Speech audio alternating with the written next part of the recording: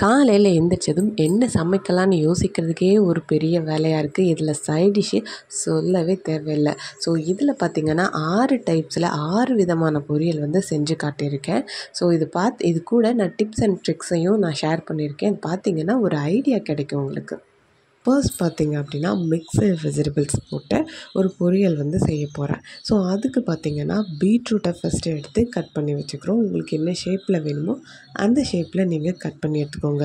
அதில் கொஞ்சம் ஆயில் ஊற்றி ஒரு பேனில் வச்சு நல்லா வதக்கி எடுத்துக்கிறோம். இது எதுக்காக அப்படின்னா இந்த பீட்ரூட் வந்து எது கூட நம்ம போட்டாலும் ஃபுல்லாக இந்த கலரில் மாறிடும். ஸோ அது மாறாமல் இருக்க இப்படி வதக்கி எடுத்துக்கிறோம்.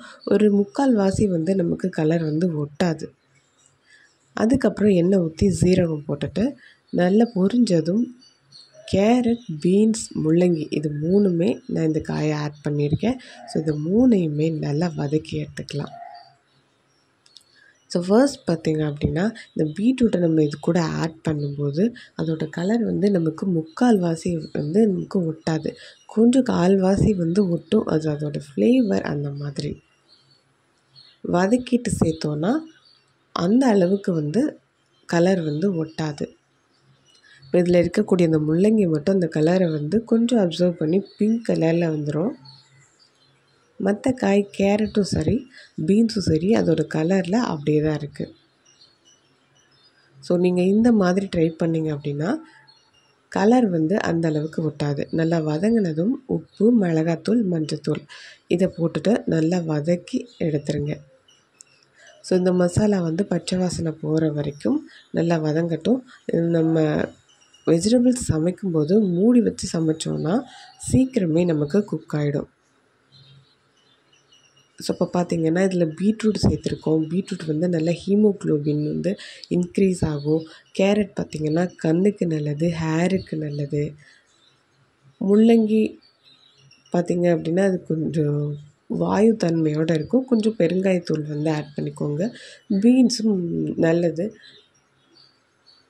ஸோ அடுத்த வீடியோ பார்த்திங்க அப்படின்னா இதில் வந்து முட்டைக்கோஸும் கேப்சிகமும் போட்டு செஞ்சுருக்கேன். இதுவும் எண்ணெய் ஊற்றி கடுகு, சீரகம், கருவேப்பிலை இதெல்லாம் போட்டு வதக்கிட்டு கொஞ்சமாக வெங்காயம் போட்டு நல்லா வதக்கி எடுத்துடலாம்.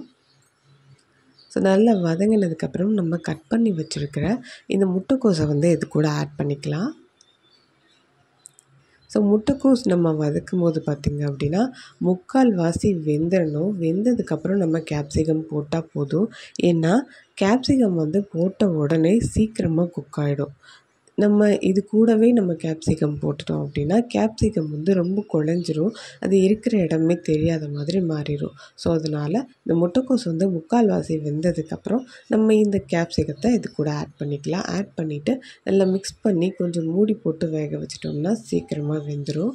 ஸோ இது கூட துவரம்பருப்பு வந்து வேக வச்சதை ஒரு குட்டி கப்பில் எடுத்து வச்சுருந்தேன். ஸோ அதை வந்து இது கூட ஆட் பண்ணிக்கலாம். துவரம்பருப்பு ஆட் பண்ணலாமான்னா தாராளமாக ஆட் பண்ணலாம். நம்ம துவரம்பருப்பு ஆட் பண்ணுவோம், இல்லைன்னா பச்சை கடலைப்பருப்பு போடுவோம், பாசி பருப்பு போடுவோம். இந்த பருப்பு 2மே ஊற வச்சு தான் இது கூட போடுவோம். இந்த துவரம்பருப்பு மட்டும் இப்போ வேக வச்சு நம்ம இதில் போட்டிருக்கோம். ஸோ இந்த மெத்தட்லேயும் நம்ம பண்ணலாம். ஏதாவது காய் இந்த காயின்ட்டு இல்லை, வேறு எந்த காய் செஞ்சாலுமே அது கூட இந்த பருப்பு வகைகளை வேக வச்சு நம்ம போட்டோம்னா அது ஒரு ஃப்ளேவர் நமக்கு கொடுக்கும். ஸோ இப்போ பார்த்திங்கன்னா நான் இதில் வேறு எந்த மஞ்சத்தூள், உப்பு மஞ்சத்தூள் எதுவும் போட கிடையாது. உப்பு மட்டும் போட்டு கிளறி விட்டுட்டேன். உங்களுக்கு தேவைப்பட்டால் கலருக்கு வேணுன்னா சேர்த்துக்கோங்க. நம்ம இதில் போட்ட இந்த பருப்பு இதுக்கு மஞ்சள் கலர், அந்த கேப்சிகம் பச்சை கலர், முட்டைக்கோஸ் வந்து வெள்ளை கலர் இதெல்லாம் கலந்து நமக்கு ஒரு ஃப்ளேவரில் வந்திருக்கு. ஸோ முட்டைக்கோஸ் பார்த்திங்க அப்படின்னா நம்ம வயிற்று புண்ணு, வாய் புண்ணு இருந்ததுன்னா அவங்க வந்து சாப்பிட்டோம் அப்படின்னா அது சீக்கிரமான ரிலீஃப் வந்து கிடைக்கும். முட்டைக்கோஸ் வந்து புண்ணை ஆற்றக்கூடிய சக்தி இருக்குது. கொஞ்சம் வாயு தன்மையும் இருக்குது. ஸோ அடுத்து பார்த்திங்கன்னா வாழைக்காய் தான் செய்ய போகிறோம். ஸோ வாழைக்காய் வந்து என்ன ஃப்ளேவரில் செய்ய போகிறோம்னா கொஞ்சமாக சோம்பு போட்டு தாளிச்சிட்டு இது கூட காம்பினேஷனுக்காக ஒரு 2-3 பூண்டை வந்து தோலோடு தட்டி சேர்த்துக்கிறேன். இது வந்து அது நமக்கு தனி ஒரு ஃப்ளேவரை கொடுக்கும். கூட கொஞ்சம் கருவேப்பிலை போட்டு கொஞ்சமாக வெங்காயம் போட்டு நல்லா வதக்கி எடுத்துக்கலாம். நல்லா வதங்கினதுக்கப்புறம் வெட்டி வச்சுருக்க வாழைக்காயை இது கூட ஆட் பண்ணிக்கலாம். வாழைக்காய் வந்து கலர் வந்து சேஞ்ச் ஆகாமல் இருக்கிறதுக்கு உப்பு தண்ணியில் போட்டு கழுவி எடுத்துக்கணும். அது வந்து கரை வந்து ஒட்டாது.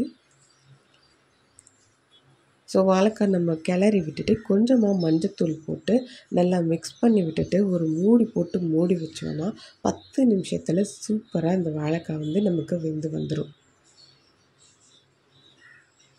ஸோ பாருங்கள், கலர் வந்து இந்த கலரே நமக்கு போதும். ஸோ இதை வந்து மூடி வச்சு வேக வச்சு எடுத்துக்கலாம். ஸோ இப்போ பார்த்தீங்க அப்படின்னா நல்லா வெந்து வந்துடுச்சு. கலரும் நல்லா அப்சர்வ் பண்ணியிருக்கு. இது கூட தேவையான அளவுக்கு நான் வந்து சிக்கன் மசாலா, மட்டன் மசாலா, கொஞ்சமாக உப்பு போட்டு நல்லா மிக்ஸ் பண்ணி எடுத்துக்கிறேன். இந்த நம்ம சோம்பும் பூண்டும் போட்டதுக்கு இல்லை இந்த மட்டன் மசாலா, சிக்கன் மசாலா இதில் எது இருக்கோ அது நம்ம போட்டால் தான் இது வந்து நான்வெஜ் ஃபீல் அப்படி கொண்டு வர்ற மாதிரி இருக்கும். அந்த ஃப்ளேவரில் நமக்கு இருக்கும். ஸோ இதை வந்து நீங்கள் ஸ்கிப் பண்ணாமல் பண்ணிக்கோங்க. ஸோ அவ்வளோதான், வாழைக்காய் பொரியல் நமக்கு ரெடி ஆயிடுச்சு. ஸோ வாழைக்காய் பார்த்திங்க அப்படின்னா நிறைய துவர்ப்புத்தன்மை இருக்கனால இது வந்து ஹார்ட்டுக்கு, இதயத்துக்கு ரொம்ப நல்லது. ஸோ வீக்லி ஒன்ஸ் வந்து வாழைக்காய் எடுக்கிறது ரொம்ப நல்லது. கொஞ்சம் கொஞ்சம் அதனால பெருங்காயத்தூள் வந்து போட்டுக்கோங்க. ஸோ அடுத்து பார்த்திங்க அப்படின்னா கேரட்டு பீன்ஸையுமே வச்சு ஒரு பொரியல். இது பார்த்திங்கன்னா வெறுமனே ஒரு சீரகம் மட்டும் போட்டு நம்ம தாளிக்கிறோம். இந்த நார்த் இந்தியா சைடில் பார்த்திங்க அப்படின்னா இந்த சப்ஜி செய்கிறதுக்கு வெறும் சீரகம் மட்டும்தான் போட்டு தாளிப்பாங்க. இது வந்து நமக்கு ஒரு நல்ல ஃப்ளேவரை கொடுக்கும். இது ஒரு வகையான ஒரு ஃப்ளேவரில் இருக்கும். ஸோ இதையுமே ட்ரை பண்ணி பார்த்துக்கோங்க. ஸோ காய் நல்லா வதங்கட்டும். அதுக்கு ஒரு மூடி போட்டு மூடி வச்சு எடுத்துட்டோம் அப்படின்னா காய் ஃபுல்லாக குக் ஆகி வந்துடும். ஸோ பார்த்திங்கன்னா இப்போ காய் நல்லா வெந்துருச்சு. ஸோ இதுக்கு தேவையான அளவு உப்பு மட்டும் போட்டு நம்ம மிக்ஸ் பண்ணிக்கிறோம். கொஞ்சமாக மிளகாத்தூள் போட்டுக்கோங்க. தேவைப்பட்டால் தேங்காய் துருவல் வந்து சேர்த்துக்கோங்க. ஆனால் இது தேவையில்லை. நம்ம ஜீரகம் போட்டிருக்கனால இது இந்த மாதிரி போட்டால் தான் நமக்கு டேஸ்ட் வந்து கரெக்டாக வரும். ஸோ இப்போ பார்த்திங்கன்னா கேரட் பீன்ஸ் அப்படிங்கிறது, இந்த கேரட்டில் வந்து விட்டமின் ஏ வந்து நிறையா இருக்குது. இது வந்து கண்ணுக்கு நல்லது, ஹேருக்கு நல்லது. ஹேர் க்ரோத் பார்த்திங்கன்னா நல்லா பூஸ்டப்பாக இருக்கும். ஸோ அடுத்து பார்த்திங்கன்னா கத்திரிக்காயில் பொரியல் செய்யலாமான்னா சூப்பராக செய்யலாங்க. இதுக்கு ஒரு பொடி மட்டும் தயார் பண்ணிக்கோங்க. இது கடலைப்பருப்பை நல்லா வறுத்துட்டு கூட சீரக மிளகு போட்டு மிக்ஸி ஜாரில் கொரப்பாக இந்த மாதிரி அரைச்சி எடுத்துக்கோங்க. இதுதான் இதுக்கு ஹைலைட்டு. இதை வந்து ஒரு பக்கம் இருக்கட்டும். நம்ம தாளிச்சிட்டு வந்துடலாம். எண்ணெய் ஊற்றி கடுகு போட்டு நல்லா வெறிச்சதும் கொஞ்சமாக பூண்டு போட்டு வதக்கிக்கோங்க. பூண்டு வந்து நீங்கள் முழுசாகவும் போட்டுக்கலாம். நான் கட் பண்ணி ஆட் பண்ணியிருக்கேன். கூட கொஞ்சமாக வெங்காயம் வந்து சேர்த்துக்கலாம். ஸோ வெங்காயம் நல்லா வதங்கினதும் கட் பண்ணி வச்சுருக்கிற கத்திரிக்காயை சேர்த்துக்கலாம். கத்திரிக்காய் எப்பயுமே நம்ம கட் பண்ணுறோம்னா கட் பண்ணிவிட்டு ரொம்ப நேரம் வச்சுருந்தோம் அப்படின்னா மேலே எல்லாம் அந்த கருப்பாக நமக்கு ஆகிடும். ஸோ அதை அவாய்ட் பண்ணோம் அப்படின்னா நம்ம குக் பண்ணும்போது இன்ஸ்டண்ட்டாக அப்படியே கட் பண்ணி அப்படியே சமைக்கிற மாதிரி இருக்கணும். சமைக்கும்போது கத்திரிக்காயை கட் பண்ணிக்கணும். ஸோ கத்திரிக்காய் நல்லா குக் ஆகி வரணும். ஸோ குக் ஆகி வந்ததுக்கப்புறம் இதுக்கு தேவையான உப்பு நம்ம ஆட் பண்ணிக்கலாம். கொஞ்சமாக மிளகாத்தூள் அதையும் சேர்த்துக்கலாம். சேர்த்துட்டு நல்லா மிக்ஸ் பண்ணி விட்டுருங்க. ஸோ இப்போ பார்த்திங்கன்னா இந்த மசாலா பச்சை வாசனை எல்லாம் போனதுக்கப்புறம் நம்ம அரைச்சி வச்சுருக்கிற அந்த பவுடரை வந்து இது கூட ஆட் பண்ணுறோம். இது வந்து வேகணும்னு அவசியம் இல்லை. நான் ஆல்ரெடி நம்ம வந்து வறுத்துட்டு தான் பொடி பண்ணியிருக்கோம். ஸோ அதனால அப்படியே போட்டு ஒரு கிளறி எடுத்தோம் அப்படின்னா சூப்பரான கத்திரிக்காய் பொரியல் தயாராகிடும். ஸோ இந்த மெத்தட் வந்து நீங்கள் எந்த பொரியலுக்கு வேணாலும் சேர்த்துக்கலாம். ஆனால் கத்திரிக்காயில் பண்ணும்போது இன்னும் கொஞ்சம் ஹைலைட்டாக இருக்கும். ஸோ கத்திரிக்காய் பார்த்திங்க அப்படின்னா இந்த ஃப்ளேவரோடு நம்ம சாப்பிடும்போது இது 1-2 அரைச்சிருக்கோம் இல்லையா அந்த பவுடர், அது வந்து அப்பப்போ நமக்கு கடிப்படும்போது இன்னும் கொஞ்சம் ஃப்ளேவரை தூக்கி கொடுக்கும். ஸோ கத்திரிக்காய் பார்த்திங்க அப்படின்னா கொஞ்சம் அரிப்புத்தன்மை கொண்டது. ஸோ அதனால் அலர்ஜி இருக்கிறவங்க கொஞ்சம் அவாய்ட் பண்ணிக்கிறது நல்லது. ஸோ அடுத்து பார்த்திங்கன்னா உருளைக்கிழங்கு. இது வந்து சொல்லவே வேணாம். என்ன சாதமாக இருந்தாலும் சூப்பராக போயிடும். சிம்பிளான ஒரு மெத்தட் தான். எண்ணெய் ஊற்றுறீங்க, கடுகு போடுறீங்க. கடுகு வெடித்ததும் கொஞ்சமாக ஜீரகம், கருவேப்பிலை போடுறீங்க. தட்டி வச்ச பூண்டு வந்து ஒன்று சேர்த்துக்கிறீங்க. அவ்வளோதான். இது கூட இதை நல்லா ஃப்ரை பண்ணிவிட்டு இதுக்கு தேவையான மசாலா மட்டும் கொஞ்சம் உப்பு, மஞ்சள் தூள், மிளகாத்தூள், கறி மசாலா, கொஞ்சமாக மல்லித்தூள் இது எல்லாமே எடுத்துக்கிட்டேன். இது எல்லாத்தையும் அப்படியே இந்த எண்ணெயில் போடுறோம். எண்ணெயிலேயே இந்த மசாலா ஃபுல்லாக வதங்கணும். ஸோ நல்லா பச்சை வாசனை போனதும் நம்ம வேக வச்சு தோல் உரித்து வச்சுருக்க இந்த உருளைக்கிழங்கை அப்படியே இது கூட ஆட் பண்ணிக்கிறோம். இங்கே பெரிய உருளைக்கிழங்கா இருந்தால் அதை வந்து கட் பண்ணி சேர்த்துக்கோங்க. அதாவது வேக வச்சு தோல் உரிச்சதுக்கப்புறம் கட் பண்ணி சேர்த்துக்கலாம். நான் வந்து இது சின்ன சின்ன உருளைக்கிழங்கா இருக்கனால இதை அப்படியே முழுசாக சேர்த்துக்கிறேன். ஸோ அவ்வளோதாங்க. இதுக்கு வேறு வேலையே கிடையாது. அப்படியே கிளறி அப்படியே சர்வ் பண்ணுறீங்க. அவ்வளோதான்.